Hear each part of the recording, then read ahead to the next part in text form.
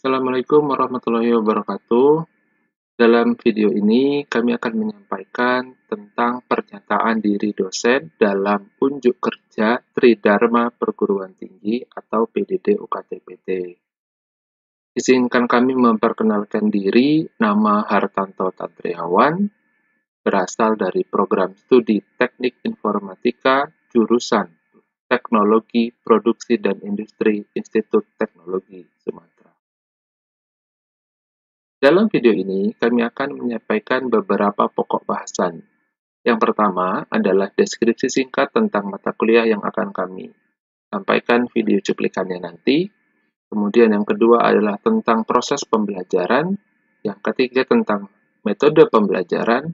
Yang keempat tentang capaian pembelajaran. Yang selanjutnya adalah materi pembelajaran. Dan yang terakhir nanti akan kami lampirkan cuplikan perkuliahan jaringan komputer. Berikut ini adalah identitas mata kuliah. Mata kuliah yang kami sampaikan adalah jaringan komputer, kode kuliahnya IF3125, bobot kreditnya ada 3 SKS, kemudian ada mata kuliah prasyarat, yaitu mata kuliah sistem operasi, artinya mahasiswa yang mengambil jaringan komputer adalah mahasiswa yang telah menyelesaikan mata kuliah sistem operasi. Kemudian dosen pengampu adalah Hartanto Tantriawan, saya sendiri. Dalam perkuliahan ini kebetulan dilakukan secara dalam jaringan di tahun 2020. Ada beberapa peraturan yang kami terapkan. Yang pertama, perkuliahan dilakukan di hari Selasa pukul 15 hingga 17.30. Kemudian peraturan yang kedua, seluruh peserta wajib duduk dan berpakaian rapi selama berkuliah. Kemudian yang ketiga, seluruh peserta kuliah wajib mengaktifkan kamera sehingga kita dapat mengontrol keadaan mahasiswa di rumah. Deskripsi mata kuliah. Mata kuliah jaringan komputer berfokus pada pemahaman ide dasar, konsep, logika, dan teknik untuk membuat jaringan komputer sederhana yang efektif dan efisien. Penekanan materi pada teknik dasar routing atau perutuhan, baik itu nanti secara statis maupun dinamis, kemudian ada switching dasar, serta pengalamatan dinamis atau DHCP pada pembuatan jaringan lokal sederhana. Proses pembelajaran dilakukan dengan beberapa cara. Yang pertama, student-centered learning, kemudian dilakukan juga penyampaian materi melalui ceramah atau presentasi, seperti di contoh cuplikan video yang kami lampirkan nanti. Kemudian yang ketiga ada diskusi. Yang keempat ada tugas mandiri yang bersifat tugas individu maupun tugas kelompok. Dari pendekatan pembelajaran tersebut, kami lakukan evaluasi dengan beberapa cara. Yang pertama, melakukan penilaian terhadap tugas atau latihan terstruktur yang diberikan kepada mahasiswa. Yang kedua adalah penilaian keaktifan mahasiswa selama di kelas, baik itu tanya jawab ataupun syarat. Yang ketiga, kami lakukan kuis, baik itu pretest maupun post-test selama perkuliahan yang dilakukan dalam beberapa pertemuan. Kemudian, yang keempat adalah ujian tengah semester. Yang kelima dan terakhir adalah ujian akhir. Berikut ini adalah capaian pembelajaran mata kuliah jaringan komputer. Kami mengharapkan ada 3 capaian. Yang pertama, mahasiswa mampu mengimplementasikan jaringan komputer sederhana sesuai standar protokol yang ada. Kemudian yang kedua, kami berharap mahasiswa mampu menerapkan konsep routing, baik statis maupun dinamis, dan switching dasar pada jaringan komputer sederhana. Dan yang terakhir adalah kami berharap mahasiswa mampu menerapkan konsep akses kontrol dan pengalamatan dinamis atau DHCP dalam jaringan sederhana. Materi pembelajaran ada 7 materi yang akan dibagi ke dalam beberapa pertemuan. Materi pertama, kebetulan untuk pertemuan pertama, adalah tentang sejarah komputer dan dasar-dasar jaringan komputer. Kemudian materi kedua, untuk pertemuan kedua tentang media transmisi. Pertemuan ketiga sampai pertemuan ketujuh itu akan mempelajari protokol model OSI, lalu UTS di pertemuan ke-8, pertemuan 9 itu tentang TCP/IP, dan 10 Kemudian di pertemuan selanjutnya, itu materinya tentang materi keempat, membangun local area networks. Nanti kami akan sampaikan bagaimana caranya membuat sebuah jaringan sederhana dan juga mempraktekannya di laboratorium. Pertemuan selanjutnya itu tentang perutean atau routing, baik nanti secara statis maupun dinamis. Ini juga akan dibagi menjadi 2 kali pertemuan. Kemudian pertemuan selanjutnya adalah tentang mengukur kualitas sebuah layanan atau quality of service dengan beberapa parameter. Di antaranya adalah pengukuran jitter, pengukuran delay, pengukuran packet loss, dan beberapa parameter lainnya. Kemudian materi yang terakhir untuk pertemuan terakhir tentang pengalamatan dinamis atau DHCP. Berikut kami lampirkan cuplikan perkuliahan di tahun 2020, kebetulan yang kami lampirkan tentang sejarah dan dasar-dasar jaringan komputer, pertemuan perdana di perkuliahan jaringan komputer tahun 2020. Selamat menyaksikan. Assalamualaikum warahmatullahi wabarakatuh. Selamat siang rekan-rekan semua. Hari ini kita akan belajar jaringan komputer. Berikut ini adalah rencana pembelajaran semester yang akan kita lalui selama 1 semester ke depan. Mata kuliah ini kodenya ini IF3125, kemudian SKS-nya ada 3. Berikut akan kita lihat ya sama-sama apa aja yang kita pelajari selama 1 semester ke depan. Pertemuan pertama, teman-teman akan belajar tentang sejarah jaringan komputer, juga dasar-dasar jaringan komputer. Kemudian di minggu kedua, teman-teman akan belajar tentang media transmisi.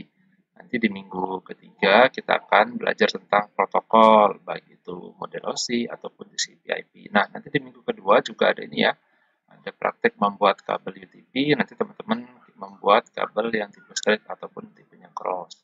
Di minggu keempat, kita akan membuka beberapa layer yang ada di model OSI, yaitu data link layer, kemudian physical layer, dan juga network layer. Kemudian selanjutnya kita akan memperdalam tentang network layer, terutama di IP addressing, dan juga nanti teman-teman akan belajar IP addressing di subnetting dan classful maupun classless IP, itu di pertemuan ke-6. Di pertemuan ke-7 akan pindah ke layer transport, layer session, dan layer presentasi, juga layer application. Nah, nanti juga akan belajar bagaimana di layer transport tentang TCP dan UDP. Baru nanti di minggu ke-8 teman-teman akan melakukan ujian tengah semester. Minggu ke-9 kita akan pindah dari model OSI ke TCP/IP.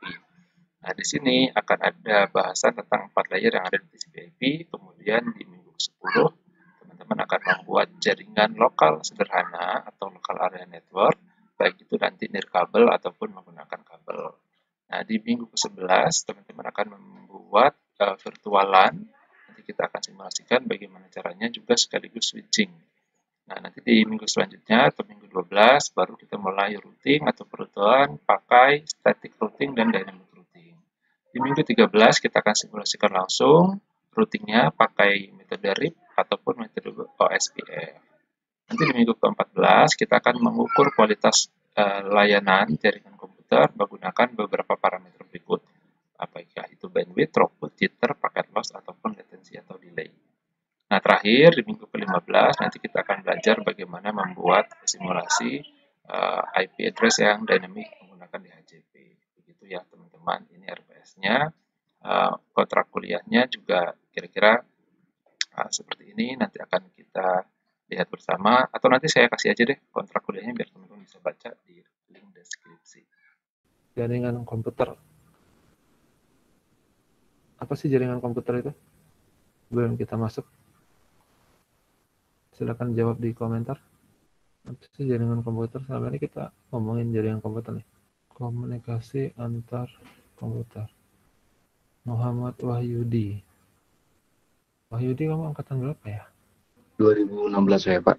Oh, Perbaikan. 2016. Kamu 2 kali yang ambil Jakom ya? Oh iya, Pak. Yang kemarin dapat C, Pak. Sih. Ya, belajar serius ya, Wahyudi ya. Ini Siapa? bisa jadi contoh buat teman-teman yang lain nanti, bahwasannya belajar yang serius itu bisa dapat nilai yang bagus gitu. Oke, Wahyudi, komunikasi antar komputer ya, bisa. Farhan, sesuatu yang menghubungkan antara komputer agar bisa berkomunikasi. Oke. Fazar, yang mengkonek antara komputer, Pak. Yang mengkonek, berarti yang menghubungkan itu jaringan komputer. Oke. Abrar, hubungan antar dua komputer atau lebih. Ini karena kalimatnya jaringan komputer, jadi komputer semua gitu ya. Jadi diksinya jadi lebih sempit kalau menurut saya. Padahal bisa diperluas lagi, jaringan komputer itu sebetulnya ya yang disampaikan oleh teman-teman sudah benar gitu ya. Ya betul, pasti itu fungsinya untuk komunikasi dan transfer data, betul. Nah yang saya permasalahkan itu scope alatnya gitu. Jadi definisi sederhana jaringan komputer itu adalah komunikasi antara minimal dua device gitu. Device-nya apa saja? Ya terserah kalian, bisa komputer, bisa laptop, bisa handphone gitu ya. Bisa tablet gitu. Kalau definisinya komunikasi antara dua komputer gitu, dia untuk dunia yang seperti sekarang ini jadi semakin sempit gitu. Padahal bisa kita perluas. Kalau bahasa saya ya minimal ada dua device gitu. Device ini apa saja terserah kalian gitu ya. Yang pasti setelah bisa komunikasi, kita bisa saling bertukar data, bisa saling mentransfer informasi gitu. Gitu. Tujuan kuliah selama 1 semester, ini bukan tujuan kuliah hari ini ya. Tujuan kuliah selama 1 semester itu yang pertama kalian dididik untuk bisa memahami konsep dasar dan pengetahuan umum mengenai jaringan komputer. Kemudian yang kedua bisa memahami device yang dibutuhkan dalam implementasi sebuah jaringan komputer. Kalau bikin LAN butuhnya device-nya apa aja. Kalau bikin MAN, WAN gitu ya. Tentu device-nya berbeda-beda yang dibutuhkan. Kalau bikin LAN, apakah butuh router? Apakah butuh repeater? Kan enggak gitu ya. Kalau bikin LAN, cukup mungkin 2 buah PC, kemudian langsung 1 kabel, itu udah jadi LAN. Kalau mau agak dikembangin dikit, ditambah hub, itu udah jadi LAN gitu ya. Yang ketiga, ini harapan tertinggi kami, teman-teman bisa membangun dan mengimplementasikan jaringan komputer sesuai dengan skalabilitasnya tadi. Yang keempat, bisa melakukan troubleshooting di dalam sebuah jaringan komputer. Jangan sampai besok hanya karena laptopnya habis connect di WiFi IndiHome di rumah, terus passwordnya diganti, terus nggak bisa connect lagi, kalian nggak bisa benerin. Nah, itu parah juga. Nah, itu yang nanti akan kita coba ajarkan ke kalian untuk troubleshooting jaringan komputer. Yang terakhir, menganalisa dan mengembangkan sistem jaringan komputer yang efisien, hemat biaya, dan bermanfaat bagi banyak orang. Jadi jangan sampai kalian membangun sebuah jaringan, bagus jaringannya tapi boros dan nggak efisien. Nah, itu tidak bermanfaat gitu ya. Jadi nanti kita akan coba ajarkan topologi apa yang cocok untuk kondisi permasalahan yang ada. Karena nggak selamanya topologi star itu yang terbaik gitu, dan nggak selamanya topologi bus itu jelek. Jadi tergantung kondisi dan kebutuhannya seperti apa, problemnya seperti apa. Jadi teman-teman harus tahu kapan harus menggunakan apa. Nah, ini yang saya sarankan untuk teman-teman download sekarang, 2 buku ini, Computer Networks edisi kelima dari Andreas Tannenbaum. Kemudian dari Faruzan itu Data Communication and Networking.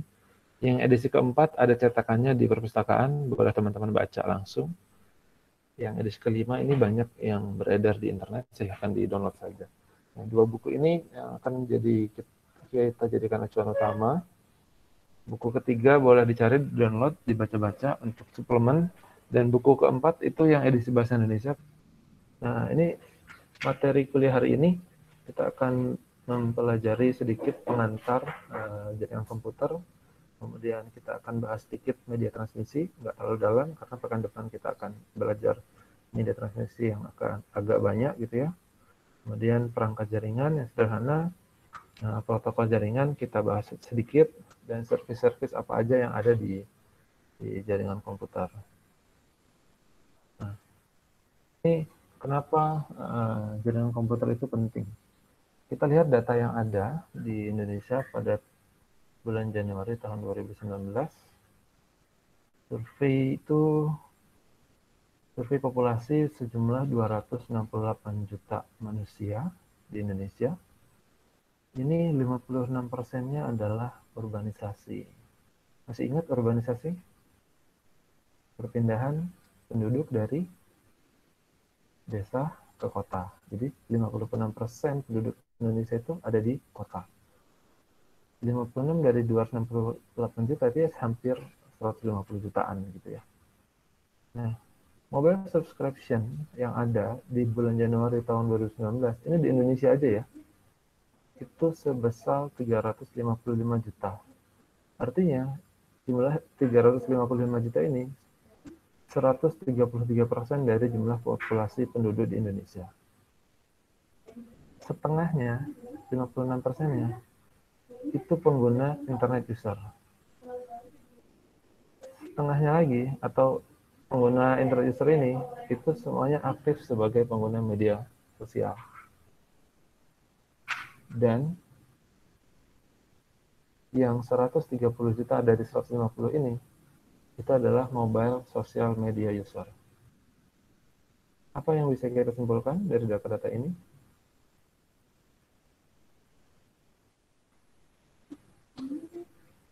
Ada yang berani menyimpulkan? Silakan di komentar. Dari data yang ada, kita bisa menyimpulkan apa? Dikaitkan dengan pentingnya jaringan komputer. Ini diam pada nggak jawab, atau diam pada tidur, atau nggak tahu mau ngomong apa.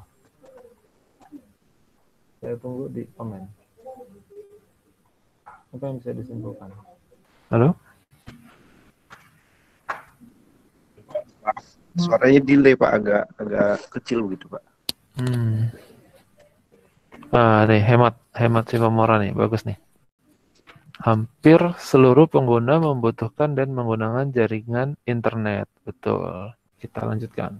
Pengertian umumnya, jadi kalau tadi dipisah-pisah kalimatnya, nah ini setelah disambung, nah baru ini bisa membenarkan kalimat yang jawaban-jawaban kalian tadi. Jadi jaringan komputer itu sejumlah komputer dan peranti terkait yang terhubung melalui fasilitas komunikasi. Ini menurut Kamus Besar Bahasa Indonesia. Definisi yang lain, komputer yang saling terhubung sehingga memungkinkan satu komunikasi, dua pertukaran data, dan sumber daya. Nah, ini yang sekarang terjadi di era kita gitu ya. Jadi ketika ada satu jaringan komputer yang kebetulan di sini saya ilustrasikan semuanya terkoneksi menggunakan WiFi atau wireless ya. Jadi ada hard disk yang bisa diakses oleh semua device. Ada 3 device di sini. Nah, hard disk inilah salah satu fungsi dari sharing sumber daya, pertukaran sumber daya. Sampai sini ada pertanyaan? Belum ya? Nah, kita lanjutkan ke sejarah jaringan komputer. Nah, ini jaringan komputer pertama itu ditemukan di Harvard. Harvard ini di mana? Ada yang tahu? Di belahan dunia mana Harvard University ini? Di Asia? Amerika, Pak. Amerika bagian negaranya? Amerika Serikat, Pak. Ada yang menjawab US. Ada yang menjawab Inggris ya? Nah, benar ya. Nah, Harvard ini di Amerika. Yang menemukan Profesor Howard Aiken. Kemudian apa yang dilakukan oleh Profesor Howard Aiken? Dia memanfaatkan sebuah perangkat komputer untuk digunakan secara bersama. Modelnya seperti ini, time sharing system. Jadi kalau tiba-tiba kabel ini putusnya di sini. Nah udah, semua kliennya mati, nggak bisa menggunakan sharing jaringan atau nggak bisa menggunakan internet pada saat itu. Di tahun 1950, setelah Perang Dunia Kedua, ditemukanlah konsep ini, time sharing system. Pada sistem TSS ini, beberapa terminal terhubung secara seri ya. Nah, tadi saya bilang, dia seri. Kalau putus di salah satunya, kecuali di lift, kalau kita belajar matematika diskrit, kita belajar teorema tree gitu ya, pohon. Kalau dia putusnya di sini, baru dia tidak mengganggu yang lain. Tapi kalau dia putusnya di sini, dia akan mengganggu sebelahnya, sebelah kanan. Kalau putusnya di sini, 3 klien akan mati. Kalau dia putus di sini, dari 4 klien yang ada di dalam jaringan semuanya tidak akan bisa bekerja. Gitu. Jadi TSS ini ada satu host dan beberapa klien. Ini di era sekarang kita bully-bully ya, saya bilang tadi putus di sini sih, yang lain mati dan seterusnya. Tapi pada saat itu di tahun 1950, time sharing system ini cukup membanggakan, cukup menginspirasi karena dengan time sharing system ini mereka sadar bahwasanya bisa ada kemungkinan perpaduan antara teknologi komputer dengan teknologi telekomunikasi yang pada awalnya, yang pada saat itu berkembang sendiri-sendiri. Jadi PC atau personal komputer berkembang sendiri,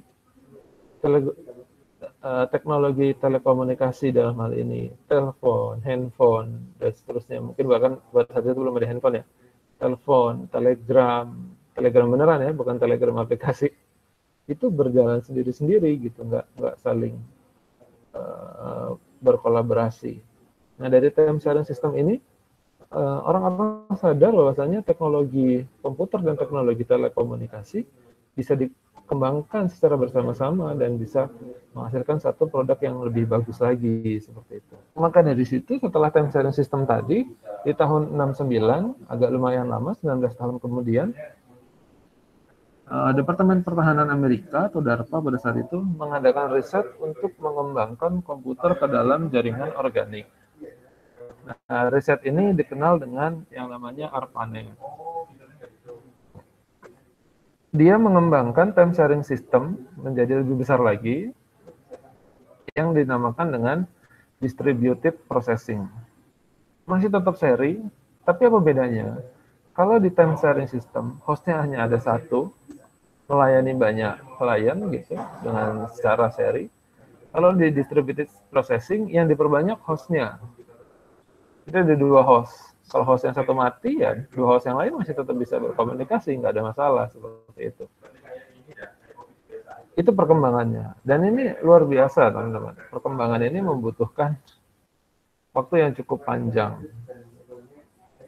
Dari time sharing system pertama ditemukan, terus ditemukan distributed processing itu butuh 20 tahun. Tapi dimulainya itu hanya setahun, dari 1969 sampai ditemukan tahun 70. Nah, setelah tahun 70, perkembangannya sangat luar biasa, cepat sekali. Di tahun 72, ada yang menyempurnakan surat elektronik atau email, karena pada saat itu mail atau surat itu menjadi sesuatu yang sangat penting sekali di Amerika dan di Eropa. Nah, mereka menyederhanakannya menggunakan electronic mail, yang suratnya bisa lebih cepat dan bisa lebih terdokumentasi. Karena kalau surat yang beneran, mail, kertas gitu, pengirimannya lama, kemudian selain pengirimannya lama, dia juga tidak terdokumentasi dengan rapi. Nah, di tahun 73, cepat sekali, hanya 4 tahun setelah ARPANET ini dimulai, dia mampu menjangkau Eropa. Pada saat itu yang pertama kali connect ke jaringannya ARPANET itu adalah University College London. Dan ini merupakan komputer pertama yang di luar Amerika yang menjadi anggota dari ARPANET. Di tahun yang sama, di tahun 73, ada orang yang namanya Vinton Cerf dan Bob Kahn. Dia membuat gagasan pertama yang menjadi cikal bakal International Network atau Internet. Nah, di tahun 79, newsgroup pertama diberi nama Usenet. Ini diciptakan oleh orang-orang berikut. Ini dibikin di Eropa. Setelah tahun 73 tadi di London terkoneksi dengan ARPANET, di Eropa mulai menyebar. Di tahun 79 bikinlah newsgroup pertama. Nah, dengan bertambahnya komputer yang membentuk jaringan tadi, masyarakat pada saat itu, tahun 79-80-an itu, mulai sadar bahwasanya butuh sebuah protokol resmi yang dapat diakui dan diterima oleh semua jaringan. Bisa kalian bayangkan pada saat itu, banyak sekali vendor seperti Apple, IBM, kalau dulu ya, belum ada tuh namanya Asus, HP atau HP, kalau kalian beli laptop sekarang, atau Lenovo. Lenovo itu dulunya namanya IBM. IBM, kemudian Apple pada saat itu produsen perangkat kerasnya, hardware komputernya. IBM, Apple. Nah, Apple sendiri ngeluarin software yang namanya Macintosh. Microsoft ngeluarin yang namanya Windows. Nah, bisa dibayangkan beda platform, beda perangkat keras, kalau nggak ada protokol, gimana caranya mereka bisa komunikasi? Maka mereka butuh protokol. Maka di tahun 82 muncullah TCP/IP yang kemudian diikuti oleh munculnya OSI model. OSI model ada 7 layer, kalau TCP/IP cukup ada 4 layer aja. Nah, pada perkembangannya OSI model tidak digunakan di dunia nyata. Tapi TCP/IP model lah yang terus berkembang sampai saat ini dan digunakan di dunia nyata. Jadi di semua perangkat jaringan yang sekarang ada itu minimal punya 4 layer ini. Network interface, internet, host to host, atau dan application. Sedangkan OSI yang 7 layer ini tetap terus berkembang sebagai protokolnya saja, tidak diimplementasikan ke dalam alat-alat jaringan komputer atau device-device jaringan komputer. Nah, kenapa? Nah, teman-teman bisa baca di bukunya Faruzan dan di bukunya Tannenbaum. Silakan teman-teman download bukunya. Kemudian di tahun 82, Europe Network atau UNET yang meliputi Belanda, Inggris, Denmark, dan Swedia menyediakan jasa email dan newsgroup Usenet. Di tahun 84, ditemukan penyeragaman alamat di jaringan komputer yang dikenal dengan Domain Name System atau DNS. Dan dengan DNS ini kita bisa buka cukup dengan namanya aja. Misalkan mau buka website ITERA ya tinggal buka aja itera.ac.id. Tanpa DNS kalian harus ngafalin tuh IP-nya. Kemudian di tahun 90 ada Bapak WWW atau Bapak World Wide Web namanya Tim Berners-Lee. Beliau membuat World Wide Web atau biasa disebut juga sebagai program penjelajah yang dapat menjelajahi komputer dengan yang satu dengan yang lain, yang penting terkoneksi dalam satu jaringan. Nah, soal yang pertama, tugas pekan depan, ketemukan kesulitan lain apabila tidak ada jaringan komputer. Catat ya. Nah, ini perangkat-perangkat jaringan, yang sebelah kiri itu end device yang tadi saya bilang ke teman-teman. Ada smartphone, handphone, dan seterusnya, printer termasuk end device ya. Termasuk hard disk. Kemudian ada bridge atau hub, ada primary router. Nah, router-router inilah yang tadi saya ceritakan yang bisa mengelola penjaluran atau perutan atau routing. Dan service yang terakhir, jadi service itu adalah aplikasi yang berjalan pada layar jaringan atau layar network atau di atasnya. Biasanya dia menangani data storage, manipulasi, dan presentasi data. Contohnya ini ada World Wide Web, file server, email, video, instant messaging, dan sebagainya. Ini pertanyaan pertama, ditemukan kesulitan lain apabila tidak ada jaringan komputer, soal pertama. Kemudian soal keduanya yang ini, carilah makna dari istilah-istilah sebagai berikut, ditulis tangan juga di kertas folio bergaris, atau HVS boleh. Yang penting tulisannya terbaca, jangan lupa tulis nama dan NIM. Kemudian soal ketiganya, apakah tugas dan fungsi utama dari seorang network administrator atau administrator jaringan? Jelaskan. Tugasnya tulis tangan di folio bergaris, difoto, dimasukkan ke dalam PowerPoint. Jadi yang disubmit nanti PowerPoint-nya, silahkan dilihat mekanisme submitnya, nama dan seterusnya. Sampainya di classroom, deadline-nya 1 pekan. Sampai di sini ada pertanyaan atau enggak? Cukup? Pak. Oke, baiklah. Kalau tidak ada pertanyaan, saya kira cukup demikian. Sampai jumpa pekan depan. Selamat belajar. Kalau ada salah kalimat atau kata, saya mohon maaf. Saya akhiri pertemuan kuliah hari ini yang hadir sekitar 34 orang. Karena paling maksimal kita 35, dengan saya artinya ada 34 orang. Thank you. Saya akhiri. Assalamualaikum warahmatullahi wabarakatuh. Waalaikumsalam warahmatullahi wabarakatuh. Pada mau bikin grup nggak nih? Grup kelas. Gas bang. Udah linknya gue share sini ya. Boleh bang. Apa? Boleh bang. Boleh. Boleh bang, boleh bang. Oke. Tunggu. Udah tuh. Thank you bang.